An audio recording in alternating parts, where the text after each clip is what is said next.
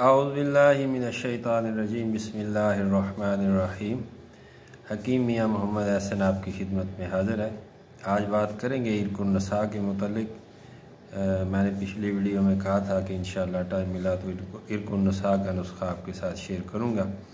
इर्क कहते हैं रग को, एक रग होती है, और नसा नून के नीचे अगर ज़ेर हो तो निसा का मतलब होता है औरत, खातून, और नून के ऊपर अगर ज़बर हो तो वो एक असब है, वो एक नर्व है जो कि कोले से लेकर टखने तक की हरकत को कंट्रोल करता है। आपके घुटने हो, आपकी रान हो, आपकी पिंडली हो, तो इसके अंदर जो खून की सप्लाई है या हरकत व मस्कनात हैं वो उसको कंट्रोल करता है। और आम तो इंग्लिश में उसे शाटिक के नाम से, एक शाटिक नाम नर्व होता है, असब होता है। तो ये इरकुन नसा उस असब के नाम के साथ मंसलूक है। तो ये लंगड़ी का दर्द भी इसे कहते हैं, शाटिका इसे कहते हैं इंग्लिश में।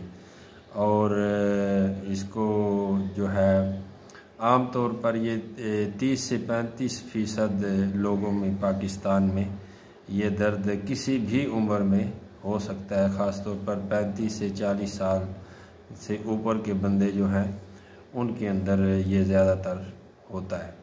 ख़वातीन में होता है, मर्दों में भी होता है, और काफ़ी तकलीफ़ दे होता है। अगर वो नर्व जो है वो दाएं साइड के कूल्हे के अंदर या वो पट्ठा जो है, वो असब जो है वो दब जाए तो दाएं साइड की टांग में दर्द होता है। अगर वो बाएं साइड के पट्ठे में के अंदर वो दब जाए, वो पट्ठा जो है, वो जो नर्व है कूल्हे के अंदर दब जाए, उससे खून की सर्कुलेशन रुक जाती है, उससे उसके असब का जो हरकत हैं वो रुक जाती हैं।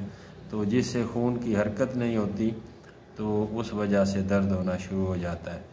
तो आम तौर पर वो डॉक्टरों के पास अंग्रेज़ी इलाज में गर्म दवाइयाँ हैं जिससे मैदे के मामला ज़्यादा बढ़ जाते हैं, मैदे के अंदर खुश्की आ जाती है।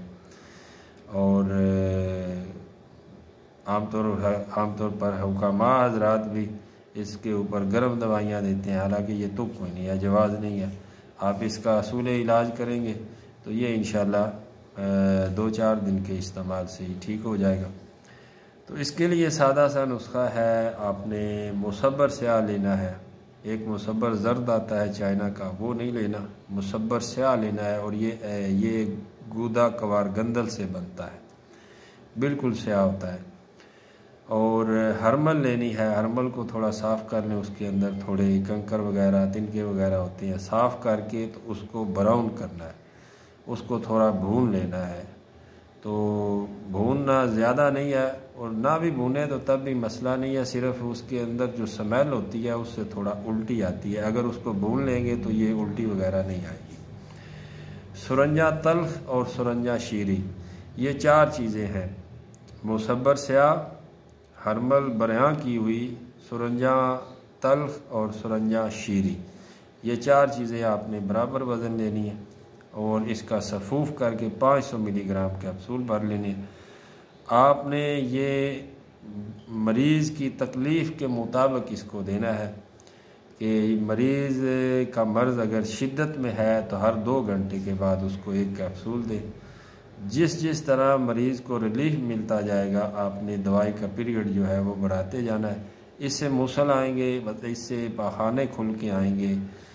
2-3 दफ़ा पखाना खुल के आ जाए तो उसके बाद मैदे और आंतों के सुद्दे खारिज हो जाते हैं। जो पट्ठों के अंदर खिंचाव है, जो असब के अंदर खिंचाव बना होता है, वो एक किस्म का ख़त्म हो जाता है। तो फिर आप दवाई का ड्यूरेशन जो है उसको बढ़ा दें। दिन में 3 दफ़ा कर लें, 4 दफ़ा कर लें, फिर 2 दफ़ा कर लें, फिर 1 दफ़ा भी काफ़ी है।